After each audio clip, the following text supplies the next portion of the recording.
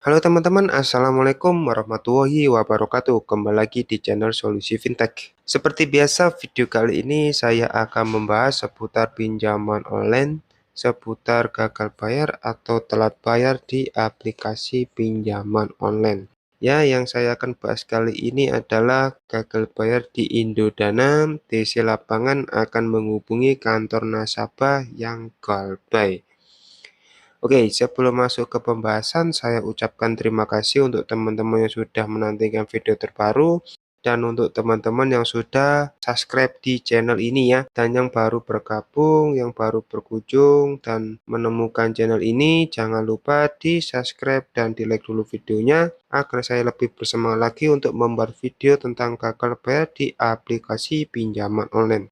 Sebelumnya disclaimer dulu, video ini dibuat bukan untuk bertujuan mengarahkan teman-teman untuk tidak bayar hutang ya, tapi bertujuan untuk teman-teman melupakan sejenak soal hutang pinjaman online. Agar kalian yang sedang stres, sedang gelisah soal hutang pinjol, bisa lebih tenang, santai, dan bisa bekerja lebih maksimal, mencari penghasilan dengan nyaman, bisa fokus ke diri sendiri dan keluarga. Jika semua itu tercapai, insya Allah ekonomi teman-teman suatu saat nanti akan membaik dan bisa sedikit demi sedikit pelan-pelan melunasi hutang kalian ya. Baik, sebelumnya informasi sedikit tentang aplikasi Indodana. Aplikasi Indodana ini termasuk aplikasi pinjaman online resmi ya, pinjaman online yang legal dan dinaungi oleh PT Indodana Multi Finance. Nah, aplikasi ini juga menawarkan limit hingga 50 juta ya, dan teman-teman berkesempatan kalau beruntung bisa mencapai limit 50 juta. Tapi saran saya jangan ya, yang sudah KB jangan mengulangi lagi. Nah, untuk syaratnya modal KTP aja ini bisa langsung cair ya. Pengajuannya juga cepat, kemudian cicilannya juga ringan dan mengeklaim bisa sampai bunga 0%. Dan tenornya bisa sampai 1 tahun ya, atau 12 bulan. Nah, itu review singkat mengenai aplikasi pinjaman online Indodana. Kita kembali ke topik, yaitu galbay di Indodana, DC lapangan yang akan menghubungi kantor nasabah yang galbay ya. Oke, tentu saja hal ini sangat penting ya buat teman-teman sekalian yang mungkin gagal bayar di Indodana. Bisa saja antisipasi biar teman-teman juga bisa berhati-hati ya. Karena DC yang menghubungi ke kantor itu tujuannya mereka nggak lain dan nggak bukan adalah kepengen sekali mempermalukan kita sebagai nasabah yang gagal bayar teman-teman. Atau mereka itu pengen berusaha untuk membuat kita itu resah, gelisah agar kita mau segera membayar hutang-hutang kita secepatnya ya. Nah, ini penting sekali buat teman-teman karena mau nggak mau kita harus berusaha agar membayar, agar DC berhenti untuk menelpon ke kantor kita. Nah, tapi teman-teman jangan menyerah begitu aja dan jangan pasrah gitu aja melihat kenyataan bahwa jalan satu-satunya agar DC tidak menghubungi kantor kita yaitu dengan membayar hutang kita. Sebenarnya kalau ditarik benang lurus ya jalan satu-satunya cuma itu, agar DC tidak menghubungi rekan-rekan kerja kita atau atasan kita di kantor ya. Tapi mungkin sebenarnya ada beberapa hal yang harus teman-teman bisa lakukan. Ya kita kan nggak mau ya pasrah aja, diam aja kalau melihat keadaan seperti itu ya. Mereka terus-terus mengganggu kita dan mengganggu rekan kerja kita atau atasan kerja kita gitu ya. Jadi kita tidak bisa mengontrol mereka untuk tidak menelpon kita lagi, kita tidak bisa memaksa mereka untuk berhenti meneror kita teman-teman. Karena itu adalah suatu hal yang di luar kontrol kita teman-teman. Tapi ada sesuatu yang bisa kita kontrol dan bisa kita kendalikan. Nah, Apa itu? Bukan adalah berbicara dari hati ke hati kepada teman-teman kalian, kepada teman-teman sekitar kalian. Kenapa hal ini penting? Karena mungkin dengan hal seperti ini bisa saja teman-teman kalian membantu teman-teman sebagai nasabah yang galbay untuk mau untuk tidak menerima panggilan dari DC tersebut ya. Teman kalian mau berbuat nggak akan berurusan lagi dengan orang-orang yang menghubungi atau meneror alias DC dari pinjol tadi.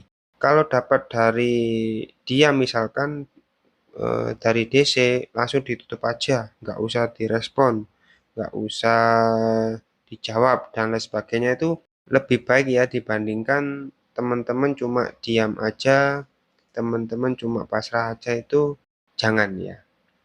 Lebih baik teman-teman minta tolong kepada resepsionis ya, biasanya kalau yang angkat-angkat telepon itu ya, minta tolong Mas atau Mbak ya, kalau misal ada telepon yang nggak dikenal itu yang mencari saya, bilang aja saya nggak ada urusan dengan mereka gitu ya, bilang aja kantor juga nggak mau ada berkepentingan dengan mereka ya, bilang begitu aja.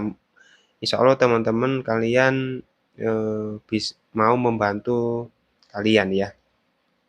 Jadi pada dasarnya saya cuma ingin menyampaikan kepada teman-teman semua bahwasanya masalah gagal bayar, masalah telat bayar di aplikasi pinjaman online itu adalah masalah yang biasa.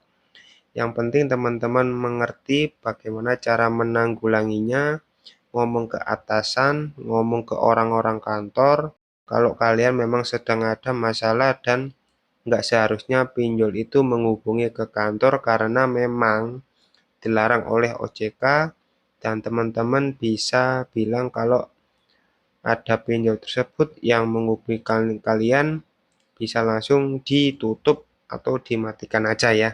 Gak usah ditanggapi, bilang yang bersangkutan tidak mau menerima dan tidak ada urusan dengan kantor karena itu adalah urusan pribadi ya. Nah, dari situ clear, semua akan pasti enak kalau ditulis ya, clear ya. Sampai di situ aja teman-teman, minta tolong kepada rekan-rekan kerja kalian ya. Jadi sehingga istilahnya tidak akan berlarut-larut.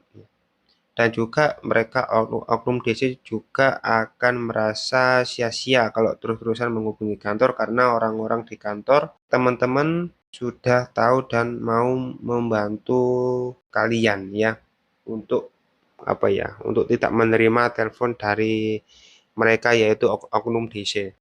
Ya memang ini kalau terus terang pasti bikin ini ya, bikin malu ya, bikin apa ya istilahnya, ya malu lah kalau di depan rekan kerja, kalau di depan atasan kalau kita ada masalah pinjol ya.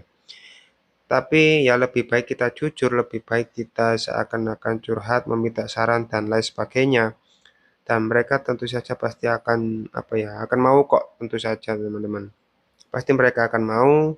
Jadi intinya di video kali ini saya ingin menyampaikan bahwa tidak ada yang instan dalam permasalahan pinjol, tidak ada solusi praktis, solusi instan, solusi langsung beres, itu nggak ada sama sekali ya. Semua itu butuh proses, semua itu butuh waktu, dan semuanya butuh tahap demi tahap untuk menyelesaikannya ya.